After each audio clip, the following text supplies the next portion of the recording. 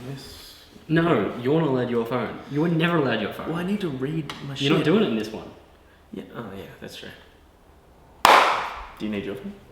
New channel, same idiot. Good morning, party people. We didn't give you an intro. No, you get a dumb intro every time. Yeah, I do. Welcome to the new channel, guys. 2020 is done. We're here. 2021. Let's get it. Confession, we're actually filming this in 2020, so we don't know if we made it yet, but it's only a few days away, so fingers crossed. We also don't know what the channel's called yet, but you guys should by now. By now, we should have had a title for it. So, and thanks for joining us again. As promised, we're gonna run our first videos here. We're doing 2 videos. This is our top 10 albums of the year. Whew, for 2020. Correct, for 2020. It's too early to know 2021. Yeah. So I'm gonna run my 5. We've split this up into 5 and 5 here. I'm gonna take this video first. Next video will be Johnny's selections. Keep in mind, we have altered a little bit because we do have quite a lot of the same albums. We did, yeah. So we talked through about what we liked out of this year, what albums stood out for us, and then kind of picked and chose which ones we would both talk about and why. So we've got a selection, a wide selection. We're gonna jump into it. You've seen some of the songs on the channel, the other channel before. So starting off, my top 10 or top 5 albums of the year from me. I'm gonna put my phone here. Hopefully that's not on the side. First one is Polaris, The Death of Me. Whew, the Aussie boys, the Aussie absolute metalcore legends. Yeah, so this album drops earlier in the year. It's actually the last live show I went to as well. Oh, funny enough. So The Death of Me tour. This album dropped early on in 2020. It is a great sophomore album from Polaris. They had a lot of pressure writing the album and they delivered hard and fast. Yeah, following up the Mortal Coil was always going to be a big task, but they have proved they are not one-trick ponies. This album did offer some different flavors and tastes, and it's just an absolute barn burner. Yeah, absolutely. So I picked my top track for this one, which I thought I'd give you, was Hypermania, which you can check out.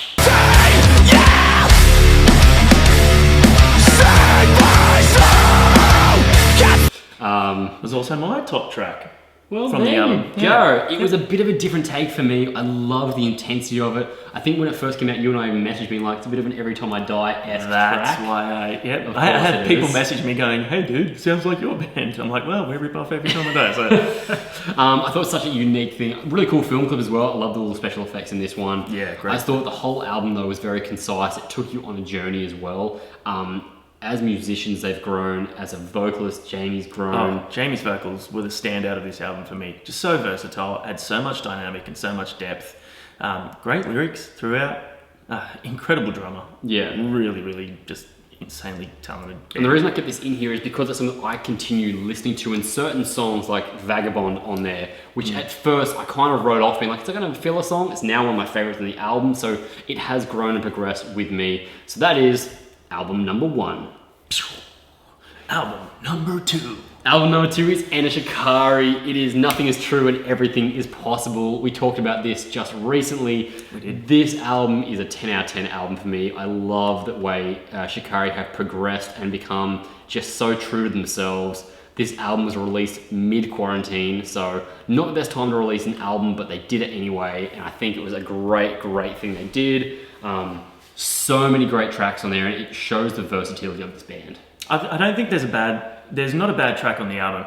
For me, look, I do still miss a little bit of the aggression vocally from Shikari. There were hints of it, which I loved.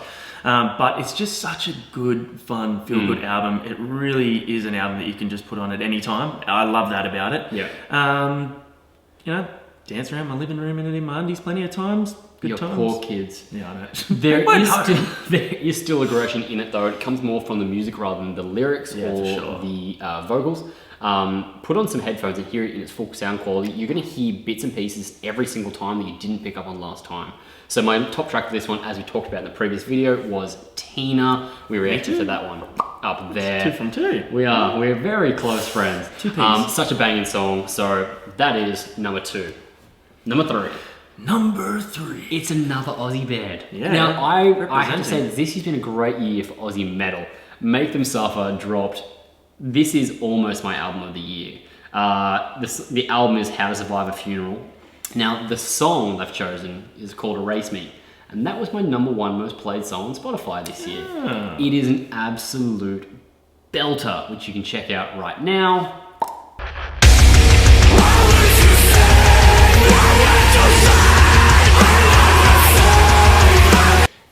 And look, we talked about with Polaris, their progression as songwriters and musicians. Mate, no one's done it better. No one's progressed more than Make Them Suffer. Yeah, they 100%. really have come into their own and just found a sound that really utilizes every member of the band to their full potential. 100%. Super great songwriting, great songs, absolutely heavy as hell. Yeah, Rip your face off. But they've also brought in this great melodic element and made that part of the heavy sound. This Erase Me song gives me chills every time. I love there's a video of Jake from August Burns Red actually reacted to this, and he had like tears in his eyes afterwards. No way. Yeah, That's and he was so like, sick. it's Didn't a see banger. that. So rad. Erase Me was also my favorite track. That's 3 from 3. This is getting weird, man. well, I know the next one's your favorite track too. The next one is Machine Gun Kelly, Tickets to My Downfall. This album blew me out of the water because I did not expect to enjoy it as much as I did. There's nothing new. There's nothing revolutionary about this album, but it is just pure, unadulterated pop punk fun. I mean, having Travis Barker at the helm, you can't go wrong. True. He knows his pop punk. But what Machine Gun has done with this album, I think, was super fun, authentic punk, and he fits the role so well. Obviously, he came from the rap world, but his vocals weren't trying to be anyone else. He was still being himself. Yep. The lyrical content still had a bit of that like hip hoppy vibe. He knows how to write a rhyme. Yeah, he's actually a really good lyricist. Look, I said it when we reacted to him earlier. I think that it's with pop punk, it's not about sort of trying to reinvent the wheel. You just need to make good songs. He makes really good, fun, catchy songs. Also, I think that credit where credit's due for someone to completely shift genres and be as like phenomenally successful as he has been with this style. He got his first #1 with this album. It's so great. It says something about So it. good. And again, top track, Forget Me Too, featuring Halsey. Halsey, great voice. Great voice. Great clip. And the chemistry between them two, it just ties in so well. Yeah. That's another really great song. So that is #4. #5, it's my favorite metal band of all time, August Burns Red. They dropped Guardians the very beginning of this year. I actually thought it was last year and I wasn't gonna add it, but Spotify tells me it's 2020. I don't remember that. But the track that I've picked is Defender. This was the opening single for this one.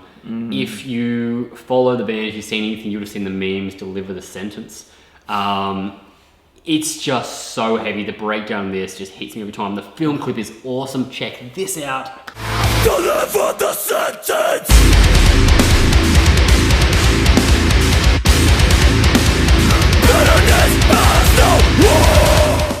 It's such an awesome animated film clip. I love this whole album. Again, August Burns Red are a band for me that have just gotten better and better over time. They progress. They talk about the way they write their songs as well, which I really like because it is a truly whole band effort. It's not just one guy who does everything. Yeah, absolutely. They're all crazy talented at their own thing. Not to mention that at the end of the year, they even dropped that cover of Chop Suey on us, which was just absolutely insane. But yeah, the album is so good. August Burns Red don't have a bad album. When you're that good at playing music, you can't make a bad album. Yeah, you can't make a bad album. They haven't reinvented the wheel. No. They've stayed true to their sound. They've added little cool elements in there, but just really solid, perfectly executed metalcore. Absolute freaks on their instruments. If you haven't listened to them and you follow Nathan, then what are you doing? Because he bangs on about them every second day. But I really do. so we should, because they're freaking amazing and you need to listen to them. I got Angry Music for Happy People from an August Burns Red t-shirt. That's where I got the name for that playlist. So big shout out to August Burns Red for that one. Also, super entertaining dudes if you follow them on social. Yes. Really cool, really humble, really funny guys. And I just love bands like them that really smash the stereotype of What dudes. angry music is. Yeah, because they're just the nicest, funnest dudes. Now, I'm throwing a spanner in the works. Yeah. I pre-warned Johnny this. I'm Yeah. telling you guys. You're throwing an extra. I am. I've thrown 2 extra, but there's a reason for this. Taylor Swift just did the most she could during lockdown and threw out 2 albums in 2020. Folklore and Evermore. Evermore only dropped a few weeks ago, but I already love it. The thing I love about these is it is a far different sound. Yes, I do love the whole album. It's such a different sound from what she's released previously. It's a lot more stripped back, a lot more instrumentally driven. Her voice is so pure on it. There's great storytelling that ties across the two sister albums. The clips are great. The clips were fantastic. We reacted to Cardigan, and what was the most recent one called? Willow. Willow, that's it. That's right. Yeah, so great. So that's it. Then my top track for this one is off Folklore, and the song is Exile, featuring Bon Iver, some people call him. I don't know how it's pronounced. I love this track. I've listened to this so many times. Give you a little taste of it right now. I think I've seen this film before, and I didn't like the ending. You're not my homeland anymore. So that is from a little live recording. They call it the Pond Sessions or something. I can't remember what they called it. But you can see just talented musicians coming together and creating beautiful, beautiful music. There's also another, I don't know if you've listened to it, another Bon Iver song at the end of Evermore, entitled Evermore. And that is also a banging track. So if you haven't listened to those two, you should do that. Regardless of what genre you like, you'll enjoy it, I promise you. Yeah, look, and 100%, because it's not my preferred genre, but that first song we did, Cardigan, and she had that more folky sound, I was just like, oh wow. And then when we did Willow, I was like, yeah, I got to pay a little bit more attention to this, because it's great songwriting. It doesn't matter what style you like, you need to be able to appreciate a good song's a good song. Yeah. That's it, we're wrapping that one up. So that is my top 7 albums here. So Johnny's gonna come in the next video with his selections. Again, we've talked about both of these, so I had a few on there that, well, most of mine Johnny agreed with. Let's see if I agree with his ones. We'll see you guys in the next video.